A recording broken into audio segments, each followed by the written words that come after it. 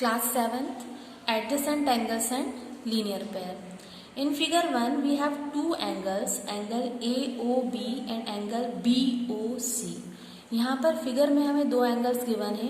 First angle is AOB, इसे हम नाम दे देते हैं angle 1 and second angle is angle BOC, इसे हम नाम दे देते हैं एंगल 2.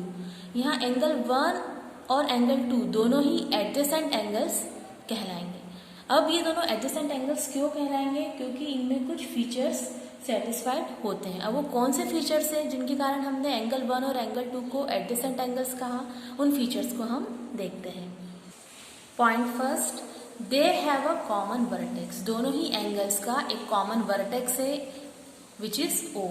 O जो है यहाँ पर एंगल 1 का भी वर्टेक्स है और O एंगल 2 का भी वर्टेक्स है, इसलिए ये जो है वर्टेक्स दोनों ही एंगल्स में कॉमन है. इनका एक कॉमन वर्टेक्स है, इसलिए ये एडजेसेंट एंगल्स हैं.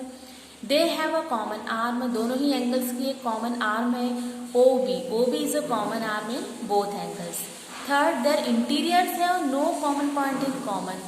दोनों के ही इंटीरियर्स में एक भी एक पॉइंट ऐसा नहीं होना चाहिए जो कि दोनों में कॉमन हो, इसलिए हम कहेंगे कि ये दोनों ही एंगल्स किस तरह के एंगल्स हैं? एडजेसेंट एंगल्स हैं. इस तरह से दो एंगल्स तभी एडजेसेंट एंगल्स होते हैं जब उनमें ये तीनों ही प्रॉपर्टीज सेटिस्फाइड होती है.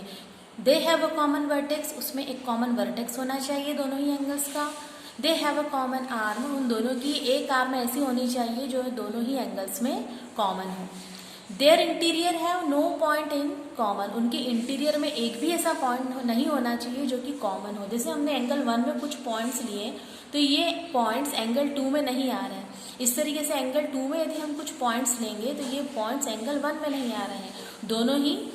दोनों के अंदर जो हमने पॉइंट्स लिए हैं वो एक दूसरे में नहीं आ रहे हैं. कॉमन एक भी पॉइंट ऐसा नहीं है जो दोनों में आए. इस तरीके से ये तीनों ही पॉइंट्स या ये तीनों ही प्रॉपर्टीज जो दो एंगल्स सेटिस्फाइड करते हैं तो हम कहते हैं कि दोनों ही एंगल्स किस तरह के एंगल्स हैं? एडजेसेंट एंगल्स हैं.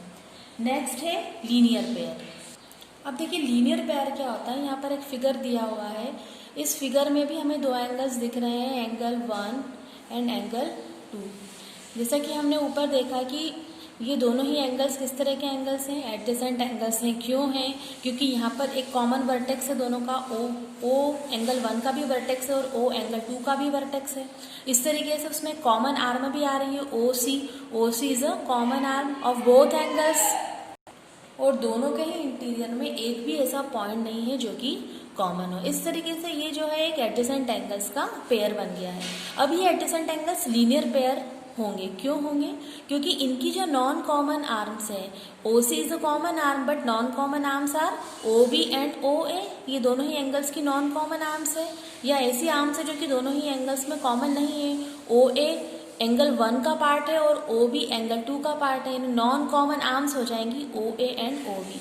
जब किन्हीं भी एडजेसेंट एंगल्स की जो नॉन कॉमन आर्म्स होती है वो नॉन कॉमन आर्म्स एक स्ट्रेट लाइन बनाती है तो हम कहेंगे कि ये किस टाइप का पेयर हो गया? Linear pair. या फिर उस कंडीशन में एडजेसेंट पेयर लीनियर पेयर भी हो जाएंगे जब उनकी नॉन कॉमन आर्म जो है एक स्ट्रेट लाइन बनाए.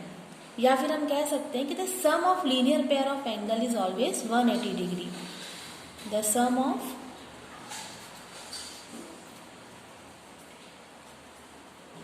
linear pair of angles is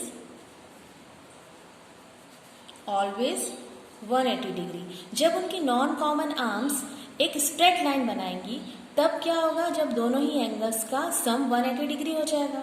तो इस तरीके से लीनियर पेयर की एक डेफिनेशन हम और लगा सकते हैं कि the sum of linear pair of angles is always 180 degree. जो लीनियर पेयर्स होते हैं उन दोनों ही एंगल्स का सम हमेशा 180 डिग्री होता है क्योंकि उनकी जो नॉन कॉमन आर्म्स होती है वो स्ट्रेट लाइन बनाती है और स्ट्रेट लाइन पर जो एंगल होता है वो हमेशा 180 डिग्री का होता है. तो इस तरीके से लीनियर पेयर क्या हो गया? लीनियर पेयर एडजेसेंट एंगल्स के जो दो एंगल्स होते हैं वो उस कंडीशन में लीनियर पेयर बन जाते हैं जब उनकी नॉन कॉमन आर्म्स एक स्ट्रेट लाइन बनाती हैं. अदरवाइज उसको हम एडजेसेंट एंगल्स ही कहेंगे और इस कंडीशन में वो लीनियर पेयर बन जाएंगे.